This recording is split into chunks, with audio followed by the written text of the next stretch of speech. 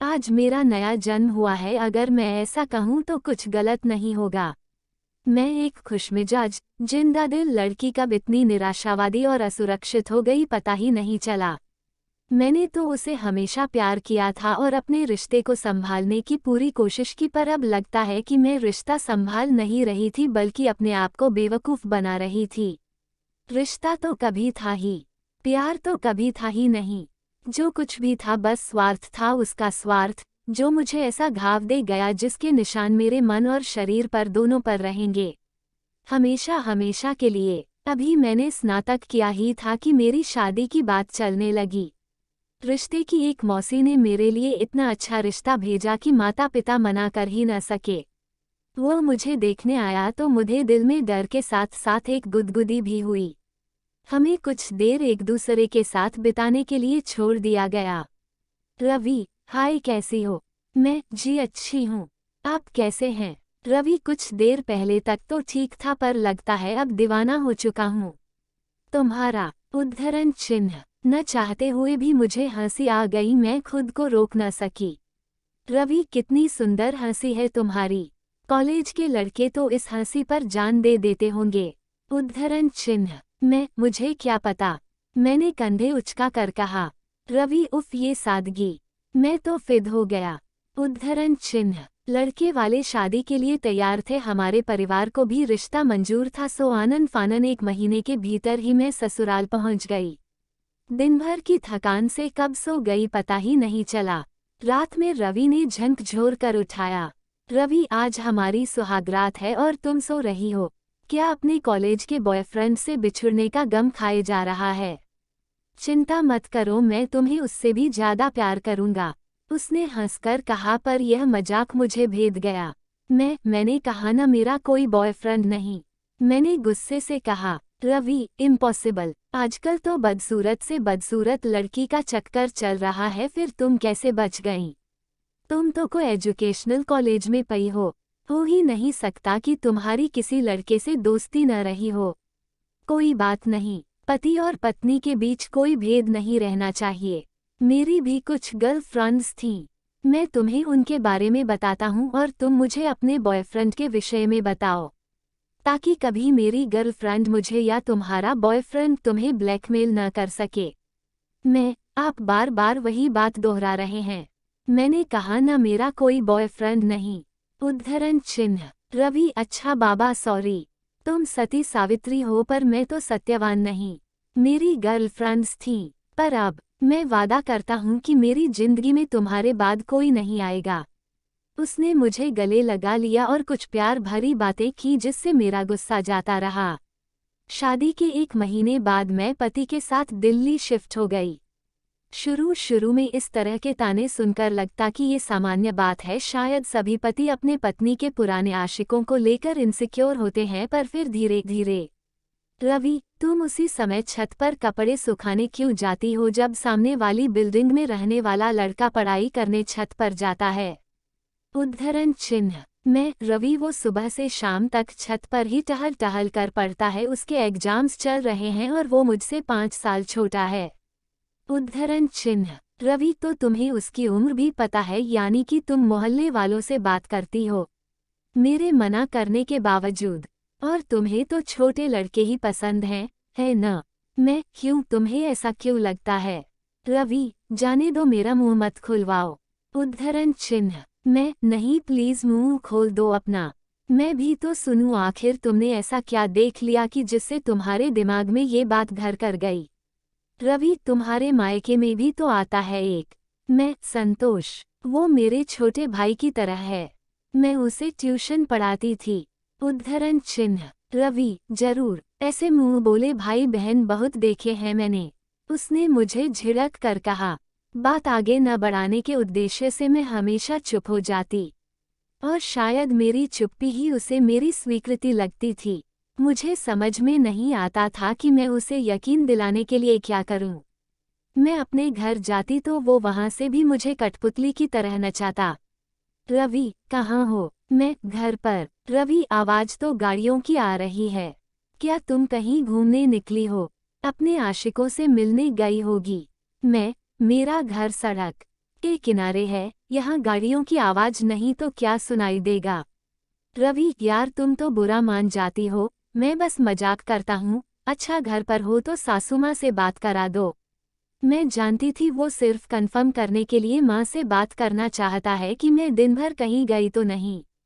मेरी भोली माँ उसे बता देती कि मुझसे मिलने संतोष आया या मैं अपने घर के बगल में रहने वाली फ्रेंड के घर गई और ये बातें दिन रात मुझे सुनाई जाती।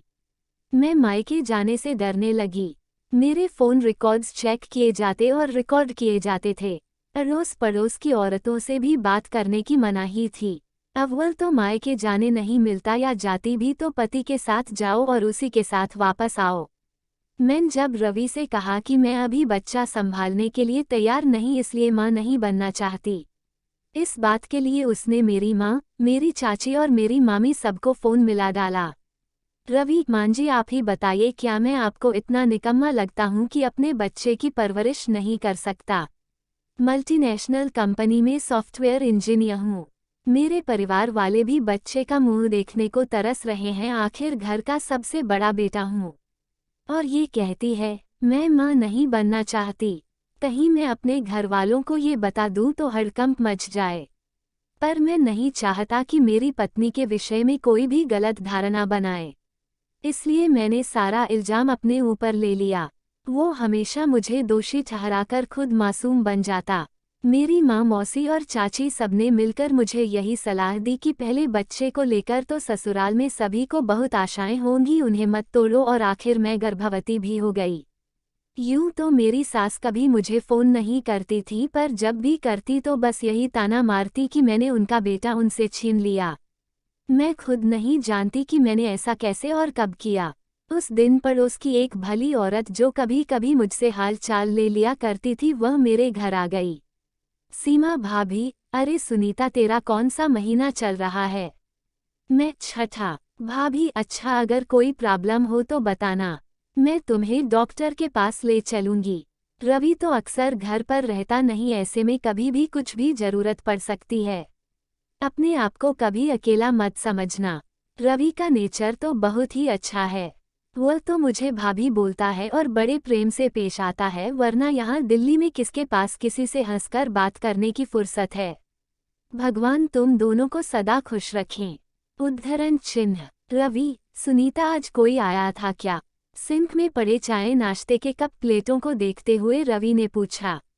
मैं, हाँ, बगल की सीमा भाभी आई थीं। उद्धरण चिन्ह। रवि, क्यों? तुमसे मना किया था ना कि दिल्ली के लोग बहुत धूर्त और चालाक होते हैं। ये सब औरतें दुष्ट, चरित्रहीन और मूर्ख है, इनसे दूर रहो। और उस सीमा का तो पड़ोस में रहने वाले लड़के से अफेयर चल रहा है, ये बात सारा मोहल्ला जानता है। पति के जाते ही उसे घर बुला लेती है, और फिर मैंने तुम्हें उसके बारे में पहले भी बताया था कि वो तो मुझे भी लाइन मारती है। फिर भी तुमने उसके जैसी औरत को घर में बुलाकर चाय नाश्ता कराया। पर वो तो आपकी बहुत तारीफ कर रही थी और मुझे प्रेग्नेंट देखकर कह रही थी कोई ज़रूरत हो तो बताना। रवि, अच्छा, मेरी तारीफ तो करेगी ही, मुझे फंसाना जो है। क्या तुम्हें लगता है कि वो तुम्हारा ख्याल मुझसे बेहतर रख सकती है? उद्धरण चिन्ह। मैंने ऐसा तो नहीं कहा, पर कोई आ जाए तो क्या भगा दूं? रवि, हाँ बिल्कुल भगा दो। तुम्हारा पति मैं हूँ, वो नहीं। किसी भी बाहरी व्यक्ति से फालतू मेल जोल बढ़ाने की जरूरत नहीं। यहाँ की औरतें सब शराबी और बदचलन हैं, और मैं नहीं चाहता कि मेरी भोली भाली पत्नी भी उनके रंग में रंग जाए। सुनीता, तुम बहुत सीधी और भोली हो। तुम्हें मैं दुनिया की बुराइयों से बचाना चाहता हूँ, इसलिए थोड़ी सख्ती बरतता हूँ। कोई बात नहीं, पर आज के बाद वो औरत आए तो बाहर से ही उसे हालचाल देकर कोई बहाना बनाकर बाहर से ही भगा देना। उद्धरण चिन्ह। ये कहकर उसने मेरे चेहरे को अपने दोनों हाथों में लिया और मेरे माथे पर चुंबन दिया। जब मैं तर्क देती तो वो मुझे इसी तरह निरस्त कर देता था। मुझे समझ में नहीं आता था कि मैं ऐसा क्या करूं कि वो नाराज ना हो, दुखी ना हो और परेशान ना हो। मेरी माँ भी मुझे फ़ोन करती तो मैं गिनी चुनी बात करके फ़ोन जल्दी से जल्दी रख देती। सीमा भाभी को भी मैंने बाहर से ही ट्रकाना शुरू कर दिया। आखिर उन्होंने भी हार मान ली और मेरे घर आना छोड़ दिया। मेरा 8वां महीना चल रहा था जब एक दिन घर की डोरबेल बजी। ये रवि के आने का समय नहीं था। दिल धड़क गया कि कौन होगा। कहीं सीमा भाभी तो नहीं। दरवाजा खोलते ही एक जाना पहचाना चेहरा दिखा, पर कुछ याद नहीं आया कि ये कौन है। अरे सुनीता, मैं छाया। तेरे बचपन की फ्रेंड भूल गई या मेरा नया रूप देखकर कंफ्यूज हो गई? उसने उसी चिरपरिचित अंदाज में मटक कर कहा। छाया मेरे बचपन की सहेली थी। हम एक ही स्कूल, एक ही कॉलेज में पढ़े थे। हमारे घर भी आसपास ही थे। हमारा बचपन और किशोरावस्था एक दूसरे के घरों में ही बीता है। उसे देखकर उसे गले लगाने की तेज इच्छा हुई, पर औपचारिक मुस्कान देकर मैंने डरते हुए उसके भीतर आने के लिए रास्ता दिया। छाया, वाह यार, घर तो बहुत बढ़िया है। तेरा पति खूब कमाता होगा, वरना दिल्ली शहर में अपना घर होना कोई छोटी बात तो नहीं।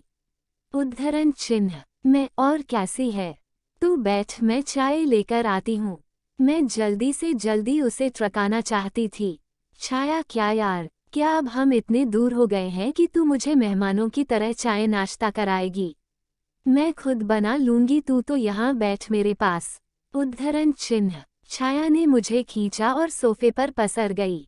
वो मुझे अपने दिल्ली शिफ्ट होने की कहानी सुना रही थी, पर मेरा ध्यान कहीं और ही था। छाया, सुनीता, क्या बात है? छाया ने मेरा उड़ा हुआ रंग देकर कहा। मैं, कुछ नहीं, बस कुछ तबीयत ठीक नहीं। मैंने साफ झूठ बोला। छाया ने मुझे गले लगा लिया। मुझसे झूठ बोलकर तुझे लगता है कि तू बच जाएगी, पर तू नहीं जानती, तू कांप रही है। ये एंजाइटी के लक्षण हैं। मैं एक साइकोलॉजिस्ट की बेटी हूँ, भूल गई? पापा ने यहीं एक क्लिनिक शुरू किया है। मैं भी उनके साथ प्रैक्टिस करती हूँ। मैं पहले भी तेरे दिल में झांक सकती थी। तुझे पढ़ने के लिए मुझे पीएचडी करने की जरूरत नहीं। उद्धरण चिन्ह। मेरा रोका हुआ बांध टूट गया और मैंने बेध्यानी में उसे सब कुछ बता दिया। छाया, ये लोग परजीवी की तरह होते हैं जो दूसरों का खून चूसकर जीते हैं। हैरी पॉटर याद है न? हम दोनों साथ ही देखने गए थे। उसमें डेमेंटर्स या दमपिशाच की तरह ये लोग भी जब तक हमारे आसपास रहते हैं हमारी सारी खुशियां चूसते रहते हैं, और बस दुख भरी यादें ही हमारे पास रह जाती हैं। पर दमपिशाच जब आपके आसपास न हो तो आप बेहतर फील करते हैं, जबकि नार्सिसिस्ट तुमसे दूर रहकर भी तुम्हारी खुशियां चूस सकते हैं। तेरी माँ को कुछ शक था, इसीलिए जब हम लोग यहाँ शिफ्ट हुए तो उन्होंने तेरा पता मुझे दिया और कहा कि मैं तुझसे कभी कभी मिल आया करूँ। अभी तेरा बच्चा इस दुनिया में आया भी नहीं है। अभी भी समय है। क्या तू उसे इस माहौल में जन्म देगी? मैंने ऐसे लोगों को करीब से देखा है। एक बार बच्चा हो गया तो इस जाल से निकलना और भी मुश्किल होगा। जब कभी तू इनसे दूर जाना चाहेगी तब समाज में दूसरी औरतें तुझे यकीन दिलाएंगी कि बेटा अपने बच्चे का मुंह देख कर जी। जब तेरे बच्चे बड़े होंगे तब तेरे अच्छे दिन आ जाएंगे, पर यकीन मान, तू इंतजार करती रह जाएगी और अच्छे दिन कभी नहीं आएंगे। ये लोग बच्चों में उनकी माँ के प्रति भी जहर भर देते हैं। निर्णय लेने का यही सही समय है। कम से कम तू अपने बच्चे की नज़रों में तो नहीं गिरेगी। उद्धरण चिन्ह। मैं क्या करूं? मैं फट पड़ी। छाया, कड़े फैसले लेने होंगे। तू अपने पति की पत्नी नहीं बल्कि उसका भोजन है। वह वैम्पायर की तरह तेरे खून पर जी रहा है। तुझे खुद को मजबूत करना होगा और उससे पीछा छुड़ाना होगा। तुझे अपनी जिंदगी जीने का पूरा हक है। अपने लिए नहीं तो अपने बच्चे के लिए इस नर्क से निकलना होगा। हम सब तेरे साथ हैं। तू मेरे घर चल, मैं तुझे अपने पापा के क्लिनिक में जॉब दिला दूंगी। वो तुझे धमकियां देगा, डराएगा, बुरा भला कहेगा, पर वो खुद बहुत कमजोर है। यकीन मान, तेरा डर ही उसे ताकत दे रहा है, वरना वह किसी खरगोश को भी नहीं मार सकता। उद्धरण चिन्ह। छाया ने बहुत देर तक मुझे नार्सिसिस्ट की कहानियां सुनाई और मुझे अपने पति से तलाक लेकर नया जीवन शुरू करने का सुझाव दिया। मैं उसी समय अपना सामान बांधकर वहां से चली गई। उसके बाद शुरू हुआ मेरे और मेरे परिवार के लिए भयंकर त्रासदी का दौर। वो दिन भर मेरे घरवालों को और मुझे धमकियां देता। इस बीच मैं एक बच्ची की माँ भी बन गई। मैंने उसका फ़ोन ब्लॉक पर लगाया, पर छाया ने हटवा दिया, ये कहकर कि उसकी धमकियां कोर्ट में उसके खिलाफ काम आएंगी। रवि, मैं तेरे जैसी छिनाल और उसकी नाजायज़ औलाद को एक फूटी कौड़ी नहीं दूंगा। मैं नौकरी छोड़कर सयासी हो जाऊंगा, ना कमाऊंगा ना काम करूंगा, फिर तू कैसे मुझसे कंपनसेशन ले सकेगी? उद्धरण चिन्ह। मुझे कंपनसेशन नहीं चाहिए, मैं म्यूचुअल सेपरेशन के लिए तैयार हूँ। बस तुम मेरा पीछा छोड़ दो, मैं अपनी बच्ची खुद पाल लूंगी। उद्धरण चिन्ह। रवि, तू और तेरी बेटी दोनों छिनाला करके पेट पालेंगी। तू नहीं जानती समाज में अकेली औरत की क्या दुर्गत होती है। तेरी बेटी को भी लोग हमेशा बुरी नज़र से ही देखेंगे और बड़े होते होते वो भी तेरी तरह छिनाल बन चुकी होगी। अभी भी वक्त है, लौट आओ सुनीता, मैं तुमसे बहुत प्यार करता हूँ। मैंने कभी भी तुम पर हाथ नहीं उठाया, वरना कई पति अपनी पत्नियों के साथ कैसी बर्बरता करते हैं।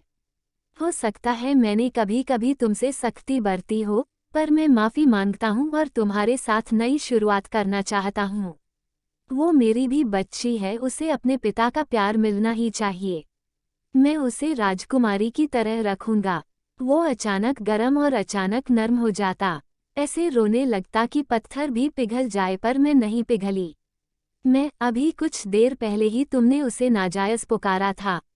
इतना सुनते ही वो अपनी लैंग्वेज पर उतर आया। उसे मेरी न बर्दाश्त नहीं होती। रवि चीखता रहा और मैंने फ़ोन एक तरफ रख दिया। फ़ोन में नहीं काटती थी क्योंकि छाया के अनुसार उसकी धमकियां कोर्ट में हमारे फेवर में काम आएंगी। आज तलाक के पेपर्स हाथ में लेकर मैं बता नहीं सकती मैं कितना हल्का महसूस कर रही हूँ। यह एक नई शुरुआत है और नई मैं।